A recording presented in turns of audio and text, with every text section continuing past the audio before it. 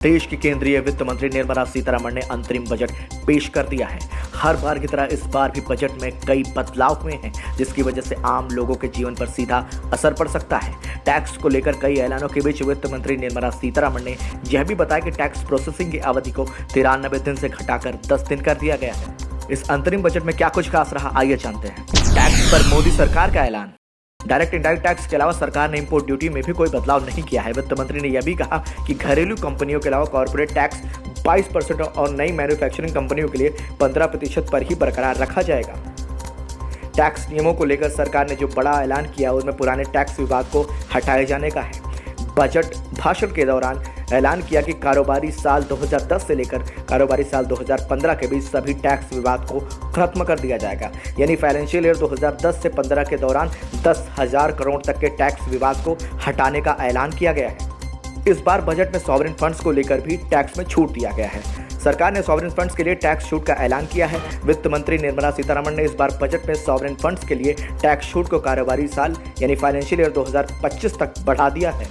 नौकरी पेशा लोगों के लिए मोदी सरकार 2.0 की इस आखिरी बजट में कुछ खास राहत नहीं मिल सकी है। इस बजट में नौकरी पेशा लोगों के लिए टैक्स में कोई बदलाव नहीं किया गया है। वित्त मंत्री ने कारोबारी साल यानी फाइनेंशियल ईयर 2025 के लिए टैक्स दरों में कोई बदलाव नहीं किया है।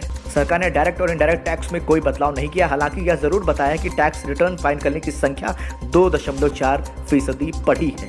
नई टैक्स व्यवस्था के तहत 7 लाख तक के इनकम पर कोई टैक्स देनदारी नहीं होगी। इस बजट से युवाओं को क्या मिला? वित्त मंत्री ने बजट भाषण में कहा, स्किल इंडिया के तहत 1.4 युवाओं को प्रशिक्षित किया गया। साथ ही 54 लाख युवाओं को कुशल और पुनः कुशल बनाए जाने की तैयारी की जा रही है। वित्त मंत्री ने कहा, देश को गर्व है कि हमारे युवा खेलों में नई ऊंचाइयां छू रहे हैं। 2023 में एशियाई खेलों और एशियाई पैरा खेलों में अब तक की सबसे अधिक पदक तालिका उच्च आत्मविश्वास के स्तर को दर्शाती है। शतरंज के कौतुक और हमारे नंबर 1 खिलाड़ी प्रज्ञानंद ने 2023 में मौजूदा विश्व चैंपियन मैग्नस कार्लसन के खिलाफ कड़ी लड़ाई लड़ी थी। आज भारत में 80 से अधिक शतरंज ग्रैंड मास्टर हैं, जबकि 2010 में महज संख्या 20 थी। वित्त मंत्री निर्मला सीतारमण ने कहा, मेडिकल कॉलेज की स्थापना के लिए नई समिति बनेगी। 3000 नए IIT स्थापित किए जाएंगे। बड़ी संख्या में संस्थागत उच्च शिक्षा का विकास किया जाएगा, जिनमें 7 IIT, 16 IIIT, 7 IIM, 15 एम्स और 390 विश्वविद्यालय शामिल हैं। वित्त मंत्री ने रोजगार को लेकर कहा, जनता को ज्यादा से ज्यादा रोजगार के अवसर दिए गए हैं। देश में नए उद्देश्य और उम्मीद जगी है। जनता ने हमें दूसरी बार सरकार में चुना है। हमने व्यापक विकास की बात की है। सबका साथ, सबका विश्वास और सबके प्रयास के मंत्र को आगे लेकर बढ़ रहे हैं। मध्यम वर्ग के लिए हुए ये ऐलान। सरकार किराए के मकानों या झुग्गी झोपड़ियों और अनधिकृत कॉलोनियों में रहने वाले मध्यम वर्ग के पात्र लोगों को अपने स्वयं के मकान खरीदने या बनाने में सहायता करने के लिए योजना शुरू की है। पीएम मोदी आवास योजना। इस योजना के तहत केंद्र की मोदी सरकार ने 3 करोड़ आवास बनाने का ऐलान किया है। इनमें से 2 करोड़ आवास अगले 5 वर्षों में बनाए जाएंगे, जिसके तहत सरकार देश की ग्रामीण जनता को बड़ा तोहफा देना चाहती है।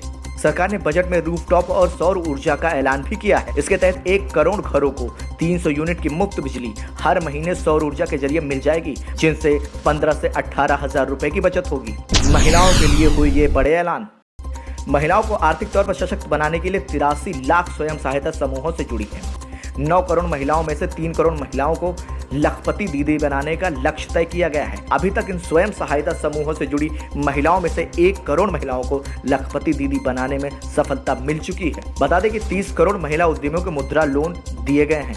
उच्च शिक्षा में महिलाओं के एडमिशन के लिए बीते 10 सालों में 28% उछाल आया है। इसके अलावा सरकार सर्वाइकल कैंसर से बचाव के लिए 9 से 14 वर्ष की उम्र में बालिकाओं का टीकाकरण कराएगी।